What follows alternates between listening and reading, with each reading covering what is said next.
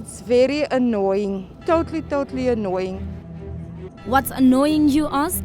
Well, news that pick it up may be forced to reduce waste collection in some areas in order to cut costs following an alleged near service delivery shutdown due to unpaid taxes. This led us to investigate communities in Johannesburg that are already exposed to uncollected waste. You find a bundle of rubble either across the road from where you live. You go to the shop and this is what you see. Rubble all over the show. It's broken alcohol bottles in front of your gates. If Joburg municipality has to be more geared up about this whole thing. This is COVID. We are getting sick because of this. We're getting infected. These things are very unhealthy and there's a lot of young children around here and they do seem to play in it. I just said the other day that the council needs to get people to clean up the streets because there's old people and young children and it's all unhealthy for us to inhale all this dirt and things. So if the municipality can do something about it, we will all live better. I haven't seen pick it up for the last 7-8 months. So how are we going to get rid of this dirt over here? You know what I'm saying? I won't live in such place, but for a community to do much better, they need help and to clean as well. But what is the extent of the damage of uncollected waste in communities? What does it really mean for residents, for the city, and for the environment at large? We spoke to EarthLife. Just in Johannesburg only, Johannesburg generates more than 6,000 tons of waste every day. So that can simply tell you that the amount of waste that is generated only in city of Johannesburg. So looking at the population and the amount of waste that is produced, waste has got a detrimental effect to human health as well as the environment.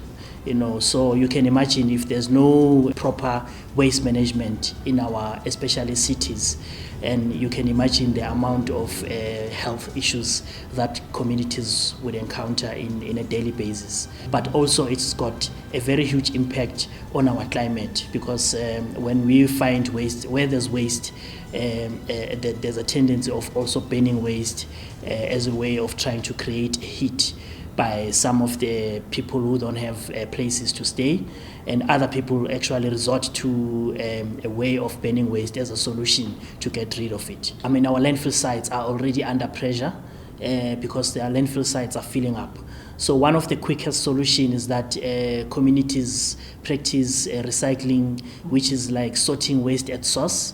As a start, allowing the waste pickers, which is your recycling cooperatives, to actually collect sorted waste so that they can take it for recycling, which will then minimize the amount of waste that goes to a landfill site. So the quickest way is for communities to start practicing recycling. That is, which is also another way of assisting communities to generate some revenue. Because if you take a bag of paper or tin for recycling, and chances are that you get something in return rather than just throwing it and damaging the environment and you don't get anything in return. The possibility of the lack of waste collection completely compromises efforts in mitigating the spread of COVID-19. And so the fact that the city's revenue collection is still low, this poses a serious threat on service delivery in vulnerable communities. But the city says it has a plan. Pick it up is also having to, employ cooperatives across the city, and those cooperatives have got to appoint at least 15 people per ward. So all in all, you'll have a minimum of about 25 people per ward who are supposed to be on the ground on a daily basis helping us where some of our entities are unable to reach. EarthLife says it's the responsibility of government and non-government organizations to create awareness and education on waste management. By our constitution, our government is actually responsible to make sure that capacity building is built in our communities so that communities, they take responsibility in terms of ensuring that the environment is clean. But we still have a long way to go. My name is Stephen Heyman and you're watching Joburg Today.